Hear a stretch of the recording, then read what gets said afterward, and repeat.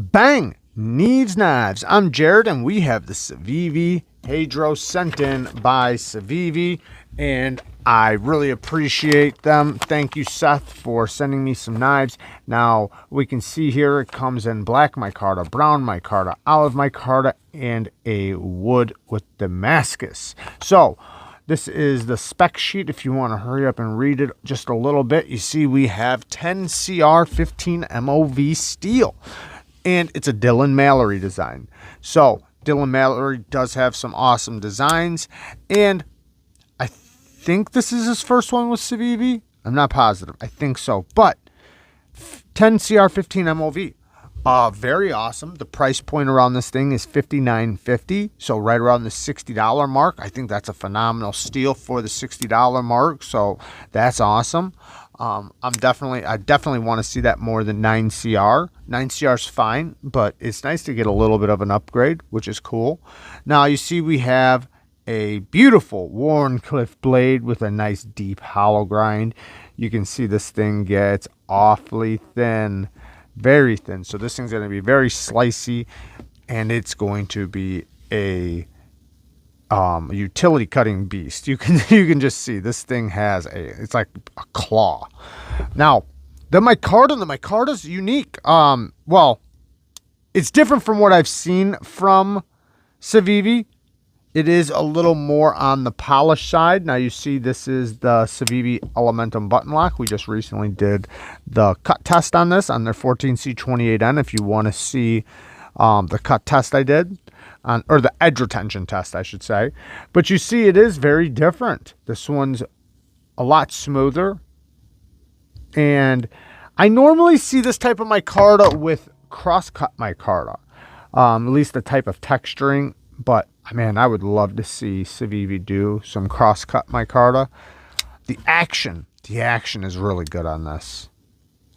The thumb studs are very easy to access. They have really nice texturing to them. And you see, because the blade is out of the handle so much, the thumb studs aren't really tight to the scale. So good access to those. And the reverse flick is also really good. Now, this is also going to be good for lefties.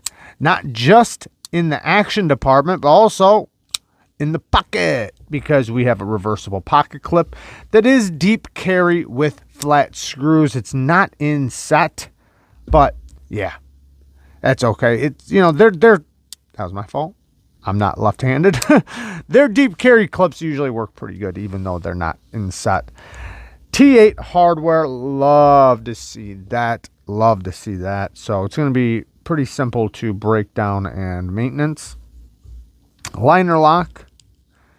The drop on it is very, very smooth.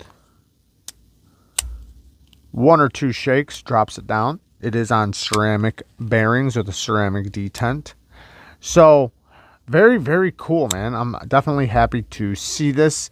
Now the ergos and grip, you know, yeah, I feel the clip quite a bit because it's so thin. And let me show you guys how thin this thing is, because we have the Keen Natter here. Now the Keen Natter, you see how thin this one is.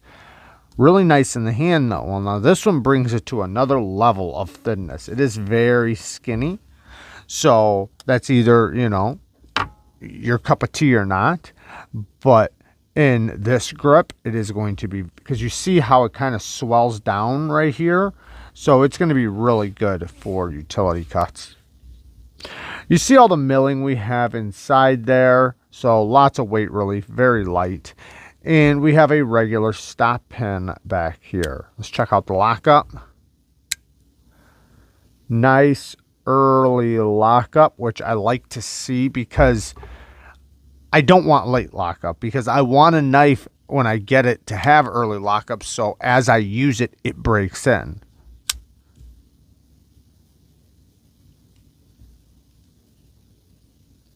Nice and solid, no play any direction, which is really good to see.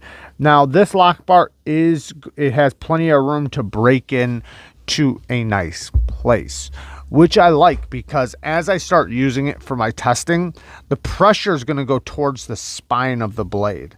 So kind of like me pulling on the blade, it's going to go towards the stop pin. So that's going to leave the lock bar plenty of room to break into a nice, real strong spot, you know, during and after, or during use, or should I say, you know, during testing and everything. And I'm not going to have to worry about it being at 100% locked up after me using it for a couple weeks. So I'm happy to see that. Now, the access to the liner is a little tight, but I think I'm going to get used to it. We'll see for the review. That's something, you know, I kind of got to wait to see.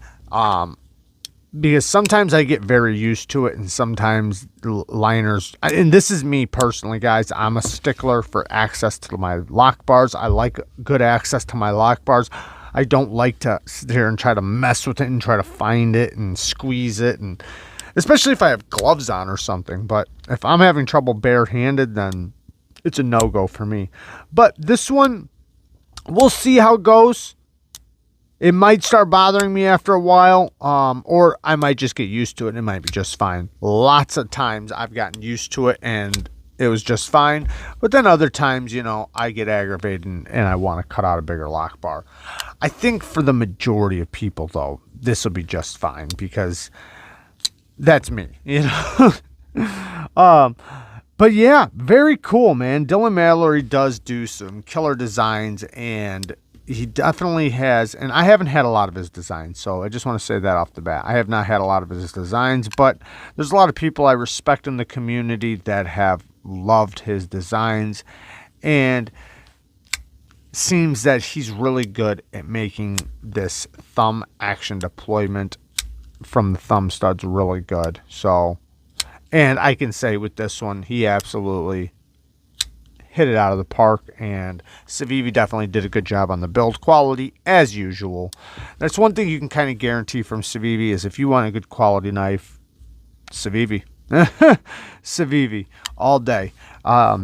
So yeah, there you guys go. I'll definitely be testing this 10CR and testing this knife out, and we'll see how it does over time and over the next couple weeks before my review. I love you guys. Peace.